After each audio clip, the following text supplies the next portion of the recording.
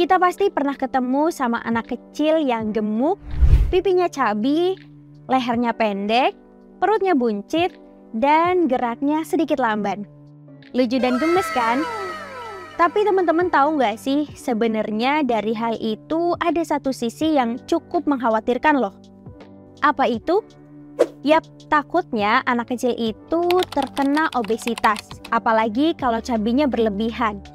Apalagi kalau gerak, jalan, dan nafasnya sampai kesusahan. Lah, kok ngomongin obesitas sih? Iya nih, ngomongin obesitas soalnya lagi jadi sorotan khususnya di Indonesia. Yang ternyata nggak cuma anak kecil yang rentan kena obesitas, tapi orang dewasa juga. Mungkin teman-teman masih ingat beberapa waktu yang lalu viral seorang pria berusia 27 tahun bernama Fajri memiliki berat badan obesitas nyaris 300 kg. Berkaca dari kasus yang viral itu, sebenarnya obesitas itu semengkhawatirkan apa sih? Gimana kondisinya di Indonesia ya? Yuk kita cari tahu.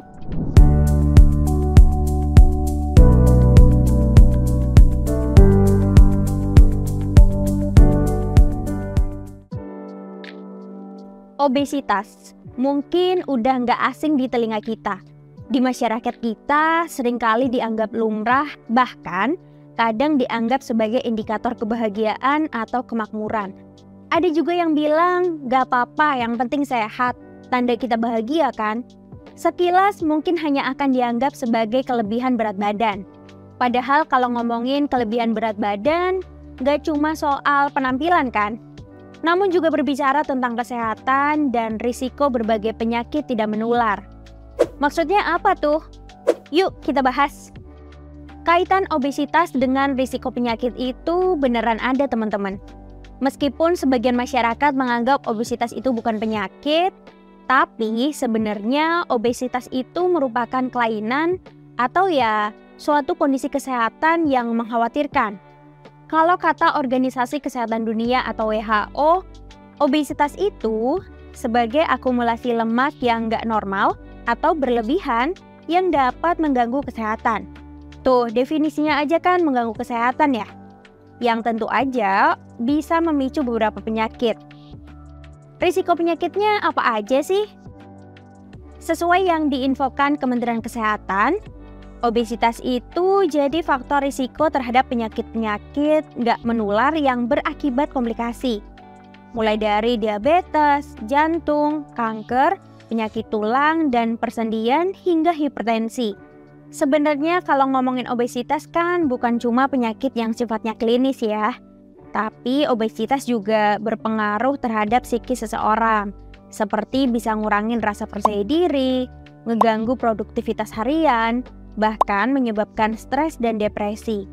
Menurut Kementerian Kesehatan, obesitas itu merupakan masalah global yang mengancam 2 miliar penduduk di dunia, termasuk di Indonesia. Emang di negara kita kondisinya gimana sih? Obesitas di Indonesia kasusnya lumayan gede sih. Jadi penumpukan lemak yang berlebihan dan mengancam kesehatan ternyata dialami juga sebagian besar masyarakat Indonesia. Catat ya, sebagian besar. Kementerian Kesehatan menyebutkan data kasus obesitas di tanah air belum terkendali hingga sekarang. Ini bukan aku yang ngomong ya, tapi berbagai riset yang mengungkapkan. Bahkan data riset kesehatan Riskesdas Kementerian Kesehatan tahun 2018 menunjukkan tren masalah berat badan pada orang dewasa Indonesia telah mengalami peningkatan hampir 2 kali lipat dalam rentang waktu 10 tahun terakhir. Dari 19,1% pada 2007 menjadi 35,4% pada 2018. Di Indonesia nih, kalau diibaratin, 1 dari 3 orang dewasa mengalami obesitas. Anak di bawah umur juga. 1 dari 5 anak usia 5 hingga 12 tahun rentan terkena obesitas. Banyak juga ya. Emang patokan orang terkena obesitas itu gimana sih?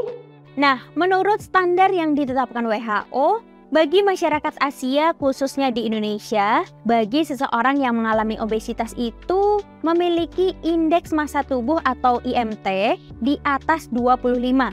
IMT itu maksudnya ukuran buat nentuin kategori berat badan dengan membandingkan berat dan tinggi badan. Nah, kalau di atas angka 25, ini tuh maksudnya badannya udah masuk kategori obesitas. Lewat IMT kita bisa tahu apakah status berat badan kita termasuk normal, berlebih, atau justru kurang. Ya, IMT emang bisa jadi patokan biar kita lebih waspada sama berat badan. Tapi baiknya nggak secara berlebihan bergantung sama angka itu ya. Soalnya IMT juga nggak mempertimbangkan faktor lain, seperti usia, jenis kelamin, genetik, gaya hidup, dan riwayat kesehatan. Tapi IMT tetap bisa dipertimbangin buat mencegah risiko terjadinya penyakit. Meski obesitas dianggap ngebahayain, kabar baiknya, hal itu bisa banget kita cegah. Nah, apa aja yang bisa kita lakukan? Tentunya penting bagi kita buat ngevaluasi sama dua hal. Bagaimana pola hidup dan pola makan kita. Dan apakah kita sudah melakukan aktivitas rutin dan olahraga? Jadi ya, mengatur hidup sehat jadi satu kunci buat kita untuk mencegah obesitas. Kalau udah terlanjur obesitas, bisa kok diatasi. Tentu aja dengan melakukan perubahan gaya hidup sehat lewat diet gizi seimbang dan juga berolahraga. Bisa juga dengan ngurangin asupan kalori harian baik dari lemak, garam maupun gula sesuai anjuran pemerintah. Kalau beli olahan siap saji, bisa dicek lagi kebutuhannya. Sebab penulisan kandungan pada produk makanan udah ada kan? Menurut kalian, biar nggak sampai obesitas, kita harus gimana ya? Yuk, sharing di bawah. Yuk bareng Indonesia Baik, bikin Indonesia jadi lebih baik.